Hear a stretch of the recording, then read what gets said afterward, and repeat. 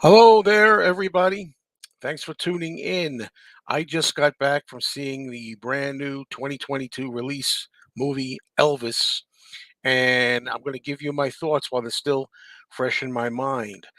This particular event here is going to be a chat.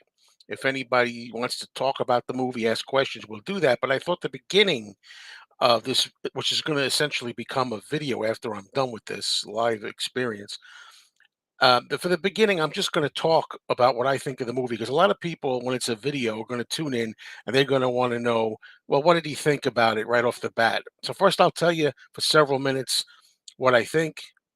And then after that, we'll get into comments and discussions. Okay.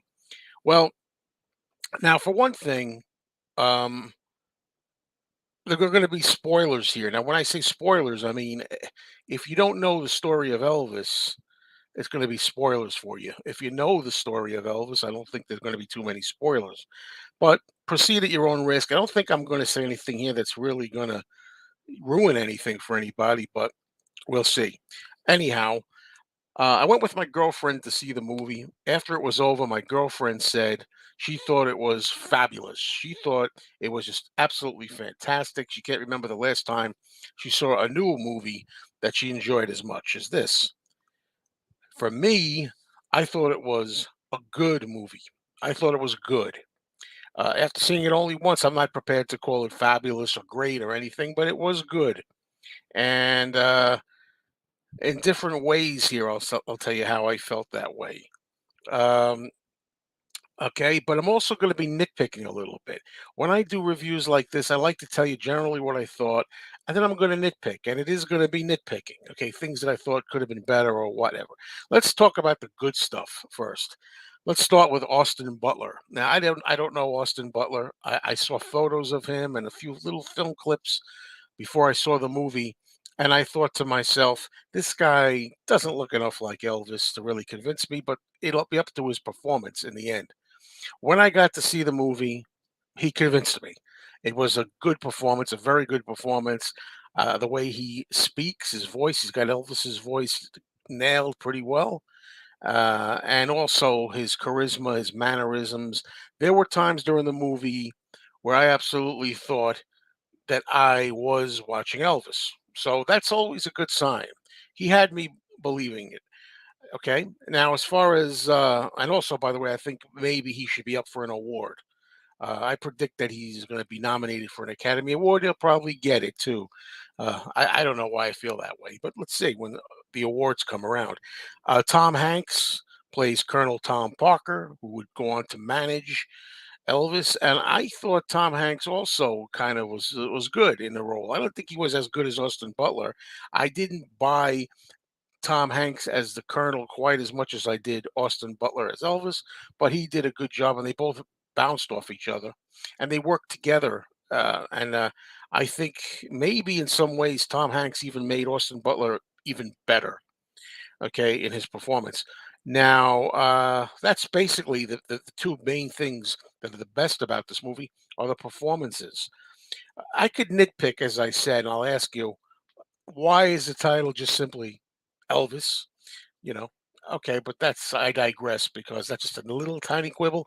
Uh, it fits the subject, right?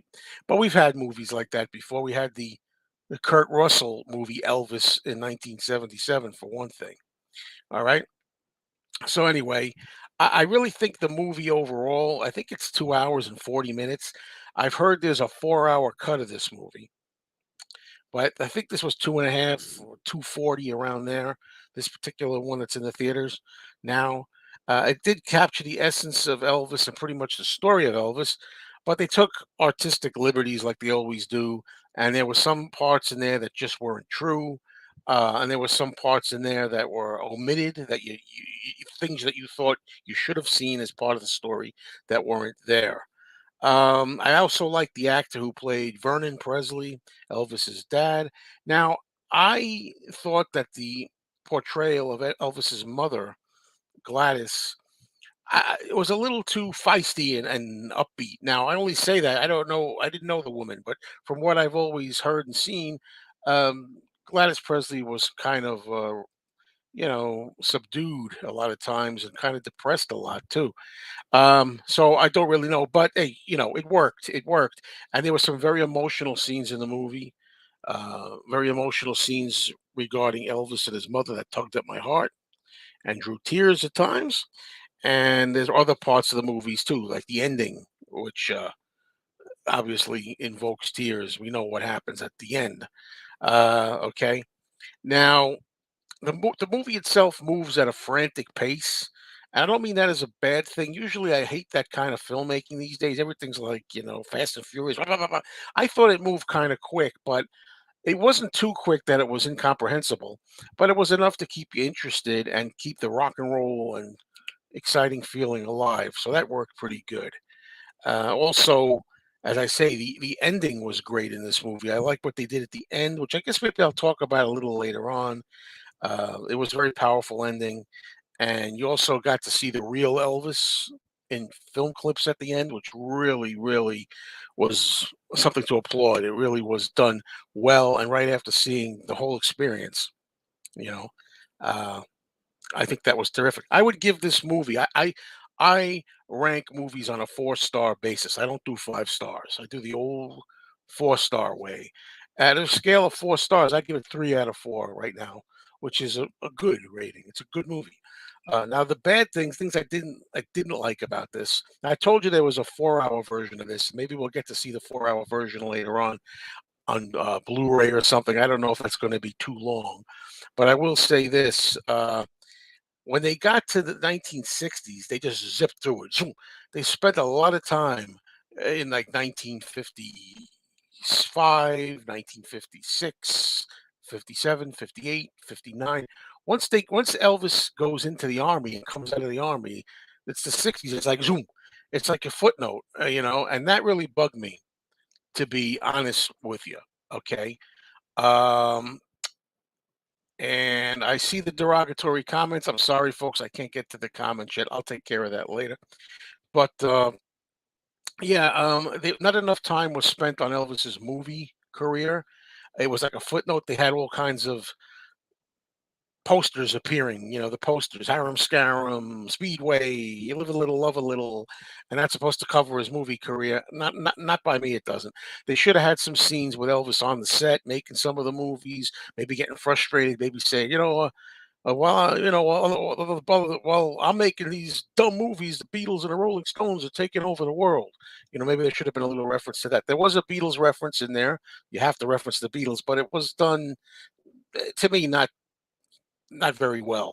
I think Elvis could have mentioned the Beatles, and I don't say that so much because I'm a Beatles fan, but because the world was changing in the '60s, around '64, and that affected Elvis's career. And between him doing those cheesy movies. Uh, which a lot of them I enjoy, by the way, the cheesy movies. Uh, you know, he was losing ground, and I think they should have covered that. So they could have been some on-set movie sequences, and I'm not saying they had to spend 20 minutes on this. They could have spent 3 or 4 minutes, 5 minutes, him making movies or something on the beach or something like that. Uh, all right, and another thing, speaking of movies, the movie made it look as though um, after Elvis came out of the army, the Colonel's gonna get me some good Hollywood movies, and stuff like that. You almost wouldn't know if you didn't know already. Elvis Presley had already made Love Me Tender, Jailhouse Rock, and King Creole. And King Creole and Jailhouse Rock is two of his best movies. They should have shown you him filming just really quick again, 2 minutes. Maybe one scene showing the Jailhouse Rock sequence, him emulating the Jailhouse Rock sequence, Austin Butler from Jailhouse Rock. They skipped right over those first movies, and made it look like he really didn't start getting into the movies really until after the army. All right. So that's another thing I didn't really care about. More nitpicking, and I emphasize nitpicking, tiny nitpicking. I thought the actress whose name escapes me, I'm sorry, who played Priscilla Presley, when Elvis first meets her in Germany, she's too old. I mean, she was only 14, I think, when they met, and the actress is 20 something and she looks it, so that didn't really work. But again, that's a tiny thing.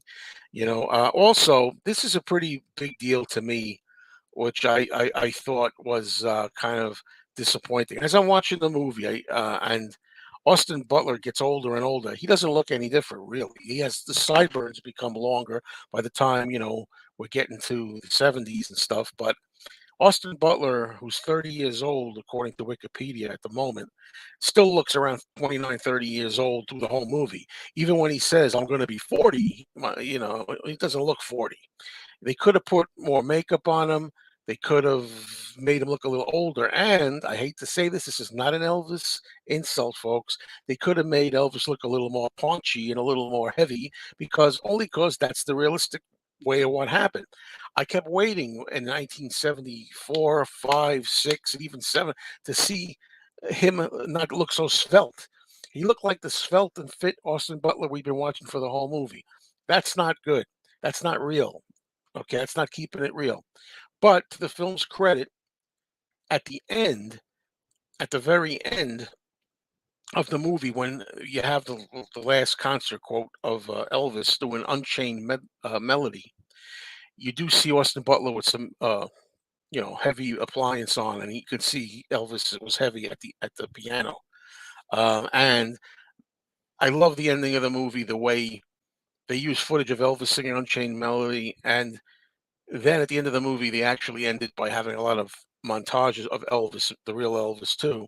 So it just really complements it. So what I'm saying about the end to cap this off for a moment is at the while I was disappointed with the fact that they didn't seem to have Elvis's downfall didn't come across that much. They did a little bit of the drugs and the pills, a little bit of the, getting stoned and not really knowing where he was. They did a little of that, but they didn't really make you feel like he really was hitting rock bottom, as the facts were. I'm just saying these are the facts, not anything I'm wishing or hoping for. I'm just saying this is the way it happened, and he wasn't getting any heavier, and luckily, at the end, they decided to portray that. But I said earlier, the ending redeems all that because it's with taste. And when all is said and done, they did it in a tasteful and classy way. The ending to show that Elvis was out of shape, but also they did it as tastefully as they could. So that's my feelings on it. Now, most people will only be watching that. I'm going to go through some of the comments here, and we're here to talk just about the Elvis movie. So let's see. The reason I put this here, Adam, is because this is a music-related movie, so I figured I'd put this on my music channel. That's why it's not on my Mayo's Movies channel. Let's see. Other things are being talked about, but that's not what we're here for. Oh yeah, thank you. I should have mentioned about the soundtrack. Of course, not only does Austin Butler manage to speak like Elvis and move like Elvis and get all the nuances of Elvis down, but he also can sing like Elvis.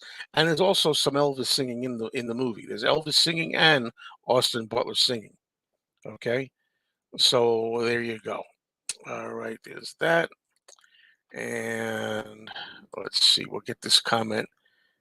I can't remove the comment either. I got to either got to block the user or put it in the timeout. Sorry about that. Okay.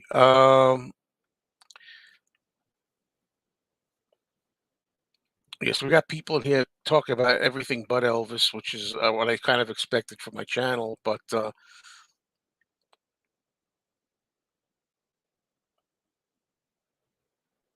yeah, they talk about they cover this a little bit. The reason Elvis never performed in the UK or Europe is because Tom Parker was afraid of being arrested. Was that mentioned in the film?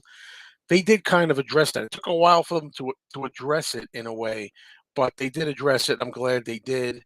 Uh, and that's one of the things is an artistic liberty with Elvis yelling and berating the colonel on stage during a live performance. And I've talked to Ed of the King's Court, and he says that never happened on stage, which I figured when I watched the movie, it never happened on stage. Probably behind the scenes, but not on stage. But that's why they take artistic, dramatic license. Okay, George says he saw the Elvis movie yesterday and thought it was really good. Yeah, it was. It was good. There's always problems with anything. You're not gonna have everything perfect. So what are you gonna do? All right. Oh, Woodland Goblin, how you doing there? Yeah, it's got a lot of good reviews. You say fantastic reviews, you know? Yeah.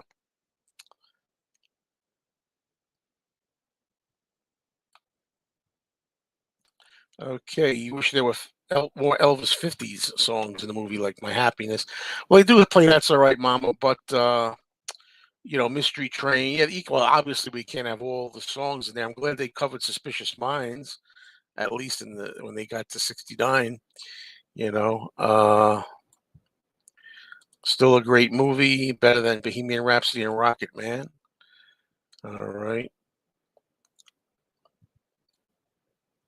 I also like this movie. It's told a little bit through the point of view, through the eyes and experiences of Colonel Tom Parker. It starts like that, the movie, but happily, in my opinion, as the movie goes on, we we get away from that. Like, yeah, it's told through the Colonel, and you start thinking, "Oh my God, is he going to narrate every 2 seconds in here?" But later on, it just becomes an Elvis movie. Well, occasionally, Colonel Tom comes back, and which is good, but they didn't overdo it with that. Hey, Andrew Dixon, what's going on? You're going to see this movie tomorrow. Looking forward to it. Never really delved much into the Elvis story. Yeah, that's another thing you remind me of. It's like it's a good movie, an enjoyable movie. I think people will enjoy it. Like a lot of movies, if you're not a real die-hard fan, you probably enjoy it more. I would think. I don't know. Some people let me know. For die-hard fans out there, let me know what you thought. Did you love it, or did you think, there were some issues, or what?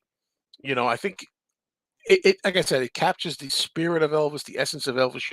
You come away feeling like you got the Elvis experience, even though, if you really are in the know, and I'm not an expert on Elvis by any means, I do all right. I know enough, I think, but in my case, I could tell there were some things that weren't quite right. But they do that with these bio films all the time, you know. And I'm glad they do cover "If I Can Dream," in there. I didn't know when I watched the movie, they present the '68 comeback, the great '68 TV special on NBC. They present it as if like the Colonel wants Elvis to do a Christmas special. And Elvis is defiant and decides he's going to do the '68 comeback, and he defies every every step of the way. I believe that it was intended originally to be a Christmas special, and he decided to opt to go for the Elvis comeback with the leather jacket, thank God. Even though Elvis did sing Blue Christmas during the '68 comeback as a consolation. But in the movie, they really make it look like every step of the way he's fighting Colonel Tom Parker, song by song by song by song. I don't know if that was artistic liberty either, so. Um, Now, if I'm not mistaken on this one, I think Elvis sang "If I Can Dream." And tell me if I'm wrong, but if it wasn't Elvis singing "I Can Dream" in the movie, then it shows you how good uh, Austin Butler can sing. But that was a good segment, the "If I Can Dream" part. Yeah, it was. It is. It's very emotional, and it actually worked well in the film. Did I get a poster? No, I didn't get a poster. Because I didn't go to the premiere, the early premiere. You know, that's why I didn't. So I know most of the people on my channel are not necessarily Elvis fans per se. They're mostly Beatles people. But I just figured I know I have some people here that like the Beatles, so we'll see uh, what goes on. They played a little teeny tiny bit of Heartbreak Hotel in the movie. If I remember, I don't remember them playing any Love Me Tender. And Jailhouse Rock is done in '68, the '68 comeback TV special. It's not done in the '50s. Out of 10, if I was gonna rate it out of 10, which I don't usually do, I give it 3 out of 4 stars. I do a 4-star rating. But if I was gonna rate it out of 10, it could be, I wanna say 7 out of 10, but it could be an 8 on a good day, 7 or 8 out of 10.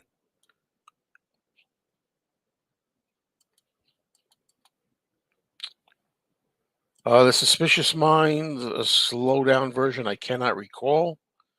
Cannot recall that.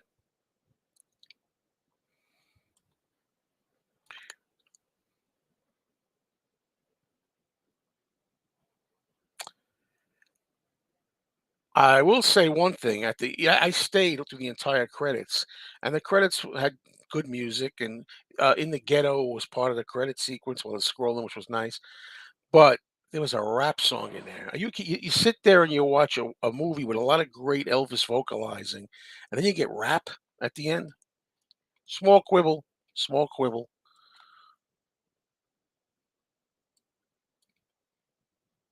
I saw the movie with my girlfriend, and she thought it was fabulous, and she used the word fabulous and fantastic. She thought that Austin Butler and Tom Hanks were both great in the movie. So there you go. Moody Blue is not in there, to the best of my recollection. So okay, you saw Elvis yesterday and loved it, young Beatles fan. Terrific. No, the rap song was just in the credits. And happily to say, not only was it only in the credits, but it was in the credits way down at the end. Like it wasn't early in the credits. Most people would leave the theater by then. I'm sorry, folks. You don't need a rap song in an Elvis movie. Come on, you just don't. You know.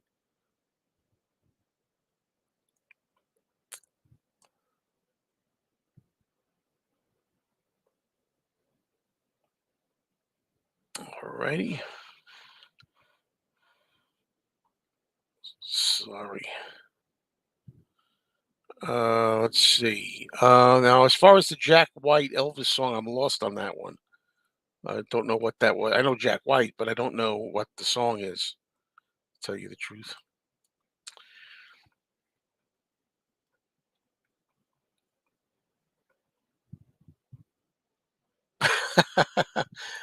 Ali, that's a great. If Elvis rapped in the movie, would I have left? Absolutely, I would have. I would have got up and left. Yeah, yeah, Robert. That's one thing I observed myself. I thought that was one of the things I did not like about this movie, the way it rushed through the '60s and '70s, but particularly the '60s. The '60s, after Elvis gets out of the army, it's like, whew, it's 1968 and the '68 comeback in like a minute. That was terrible that they did that. I understand you can't make the movie 10 hours. I understand that, but you still could have done something. Something like that. You have him on the set of some of the movies. Have him getting uncomfortable, getting physically worked up and ill, and saying, "No, these movies are terrible," or whatever. I mean, because and again, I say that as somebody who actually has a full Elvis movie collection, and as somebody who likes most of the Elvis movies, even though they're silly, '60s ones. Now you say, yeah, yeah. The movie ends with a real clip of Elvis singing "Unchained Melody" from '77 TV special. It is the case, and it's beautiful. It's beautifully done, and it really makes you the tears well up. And then after that, after the movie ends, you get more Elvis in a life spanning montage, which is really beautiful.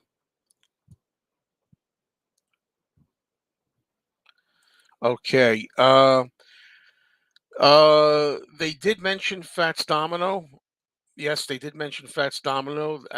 There's a little tiny clip of the real Chuck Berry for a moment, and Little Richard has a good appearance. They have somebody playing Little Richard.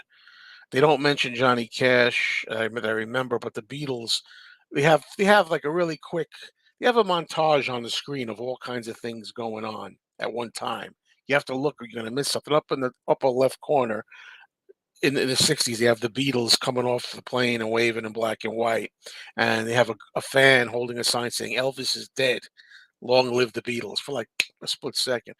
But then you have Colonel Tom Parker's narration saying, "How was I supposed to know the world was going to change?" Or something like that. And that's the extent of the '60s and the Beatles, which is not really the best. He could have done it a lot better. I think there should have been a scene with Elvis actually noting the Beatles' popularity and saying, Beatles, they're kind of doing, they're taking over, I'm here making movies or something. I don't say that to insult Elvis. I really, honestly, because I like his movies, but I think it helps him out. It lets people know the only reason Elvis wasn't really right there on the Beatles trail was because he was locked down to this movie contract thing. You know, Tom Hanks plays Colonel Tom Parker, the manager.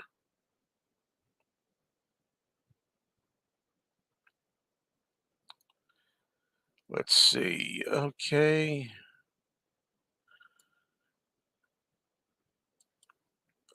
Yep. Yeah, Elvis movies. They're fun. If you take them in the right spirit, they're fun. I think. Sue me. What can I tell you? I enjoy them. No, Tim, Elvis did not meet with Nixon in the film. That's one of the things that were just glossed over in the 70s. Also, they glossed over, from what I can remember, a lot of the um, Memphis Mafia stuff. Elvis was surrounded by a lot of these yes men a lot, and you didn't see a lot of that in the movie. I thought you also don't see his last girlfriend, the blonde girl, Ginger Allen, is it? Or Alden? Is it Ginger Alden or Alden? I forget her name. I'm sorry. But the thing is, you don't see her in there, and that was, there's just things that really should be going. Thank you, Thomas Healy. Yes, doing great. Thank you. Somebody asked, I'm sorry, I forgot about the Elvis's bandmates. You see Elvis's bandmates in the beginning, but I don't recall them being named, if I'm not mistaken. Like, Bill Black, Scotty Moore, DJ Fontana, they don't really mention Ginger Alden, right? I said Allen first, and I changed it to Alden. Phew. Yeah, I'm thinking of Tim Allen here, right? All right. Yeah, so I enjoyed the movie. I'm gonna wrap this up now, folks, unless anybody pops up. I don't know. I thought maybe Ed of the King's Court was gonna be around. He could come up here, but I don't see him. But I didn't want this to be too long. It'd only be longer if I get another Elvis fanatic coming up.